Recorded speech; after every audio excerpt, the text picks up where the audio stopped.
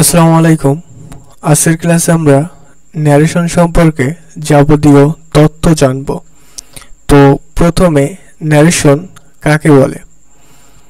Narration বা speech মানে হচ্ছে উক্তি। একজন বক্তার বক্তব্য ব্যক্ত করার উপায়কে ন্যারেশন বা স্পিচ বলে। তো ন্যারেশন বা স্পিচ বলার আরো কয়েকটি উদাহরণ আমরা দেখব। তো এখানে দেওয়া হয়েছে অমল বলল, আমি একটি উপন্যাস পড়ছি। তো এখানে অমল নিজেই বলছে সে একটি উপন্যাস পড়ছে। তো যেটা বক্তা নিজেই বলে সেটাই হচ্ছে ডাইরেক্ট স্পিচ। আর এই বক্তার কথা অন্য লোক শুনে যখন আরো আরেকজনকে বলে সেটাই হচ্ছে ইনডাইরেক্ট স্পিচ। যেমন অমল বলল যে সে একটি উপন্যাস পড়ছে। তো এখানে অমল নিজে বলছে, আর এখানে অমলের কথা অন্য কেউ বলছে।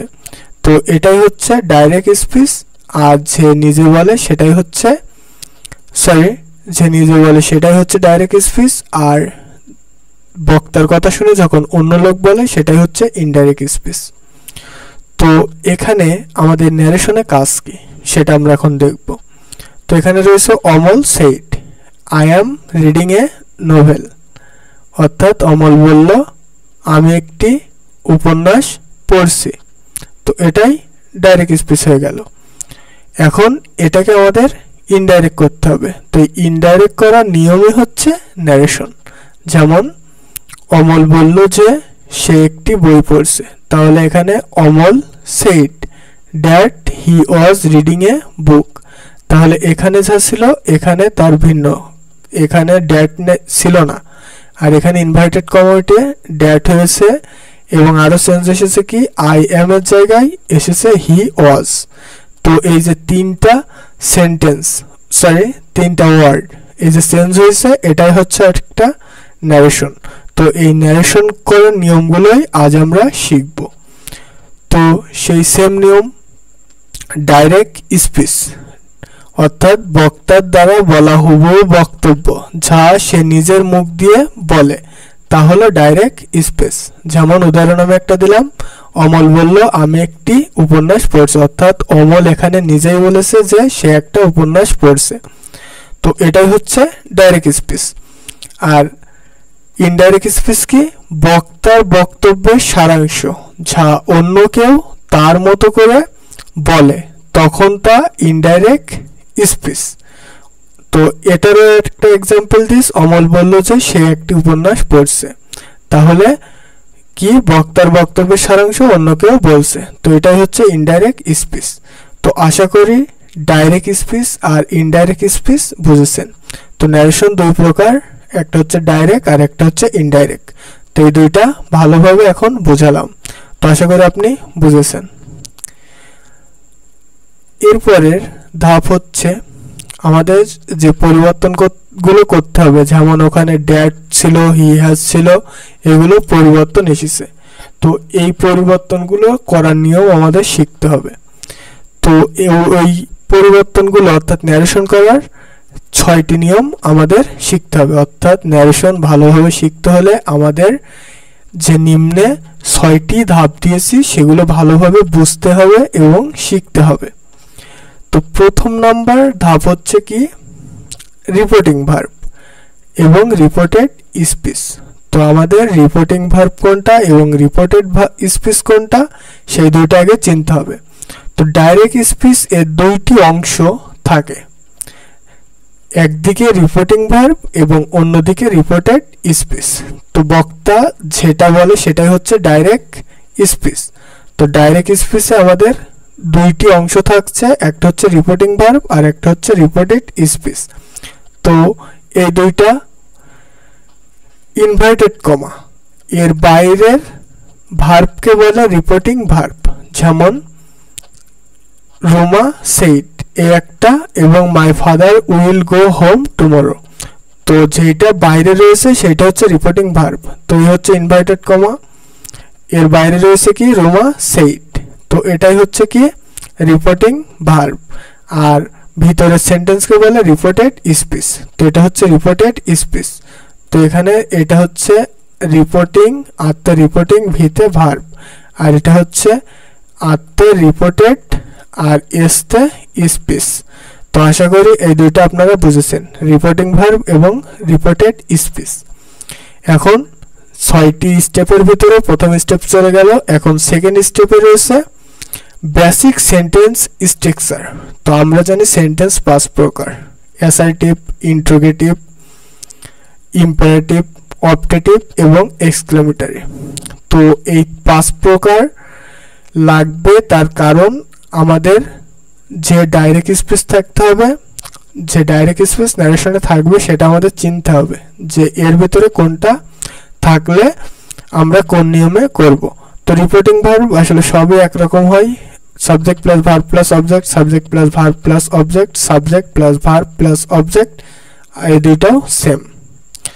আর রিপোর্টেড স্পিচে থাকবে কি subject plus verb plus object, ইন্টারোগেটিভে থাকবে subject plus verb plus object, ইম্পারেটিভে থাকবে ভার্ব প্লাস লেট, অপটেটিভে থাকবে মে বা লং, আর এক্সক্লেমেটরি থাকবে এর বলে বিস্ময়সূচক চিহ্ন। তো আশা করি বুঝেছেন। তাহলে আমাদের 6টি স্টেপের ভিতর 2টি স্টেপ কমপ্লিট। এখন 3টে স্টেপ। 3 নম্বর স্টেপটা টেন্স। তো টেন্সটা আমরা একটুখানি পরে দেখব, আর টেন্স সম্পর্কে সবাই অবগত আছে জানি। তো টেন্স সম্পর্কে আমরা একটু পরে দেখব। তো 4 নম্বর স্টেপ হচ্ছে পারসন চেঞ্জিং। তো পারসন চেঞ্জিং কি কি?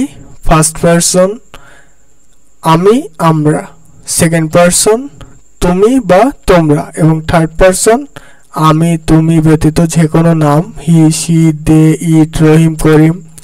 তো এখানে first person first place, second person second place, third person no sense. তো জাস্ট পারসনগুলোই আপনারা চিনে রাখেন। তো 4 নম্বর কমপ্লিট। এখন আমরা দেখব 5 নম্বর। তো 5 নম্বরে কি কি আছে সেটা আমাদের দেখতে হবে। তার আগে রেকর্ডিং হচ্ছে কি আমি চেক করে নিই একটু। তো রেকর্ডিং ভালোভাবেই হচ্ছে। এখন 5 নম্বর হচ্ছে সাবজেক্ট, অবজেক্ট এবং পসেসিভ। তো সাবজেক্টিভ ফর্ম থাকবে, কিংবা অবজেক্টিভ ফর্ম থাকবে, কিংবা পসেসিভ ফর্ম থাকবে। তো পসেসিভতে অবজেক্টিভে নিয়ে যেতে হবে, আবার সাবজেক্ট থেকে অবজেক্টিভে আনতে হবে, আবার অবজেক্টিভ থেকে পসেসিভে নিয়ে যেতে হবে, অবজেক্টিভ থেকে সাবজেক্টে নিয়ে যেতে হবে। তো আসলে সব রকম করতে হয়, এজন্য এগুলো আমাদের প্রয়োজন। অর্থাৎ এগুলো এখানে যে ওয়ার্ডগুলো রয়েছে এগুলো সব কিছু আমাদের মুখস্থ করতে হবে।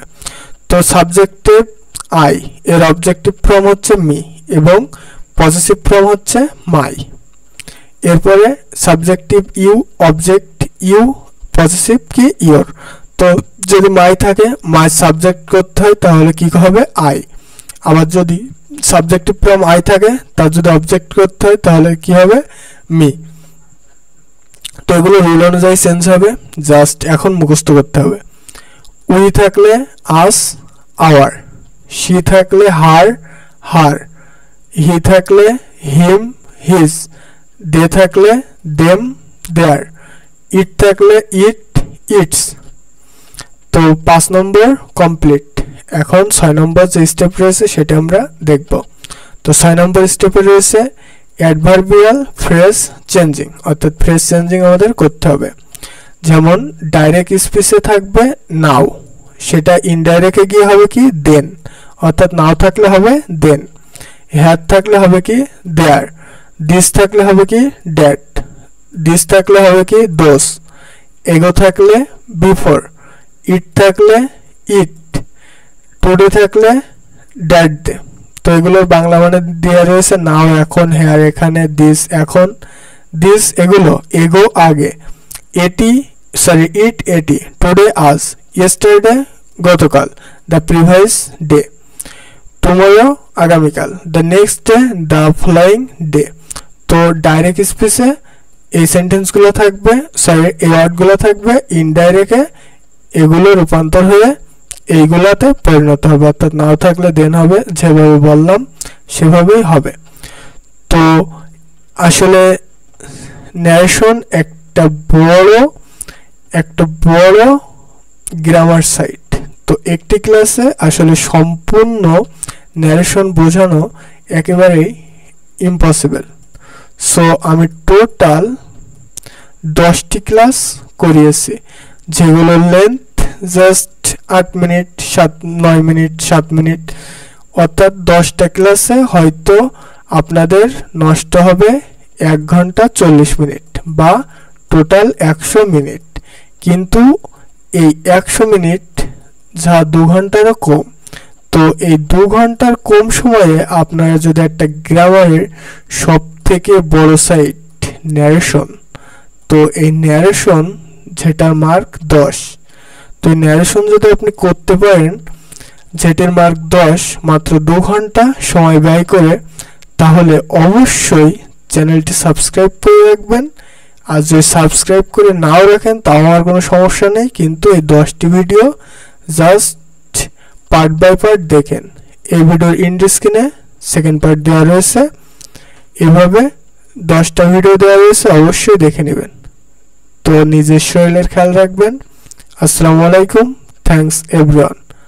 সেকেন্ড পার্টটি এই ভিডিওর এন্ড স্ক্রিনে দেওয়া রয়েছে, অর্থাৎ এই ভিডিওর শেষে।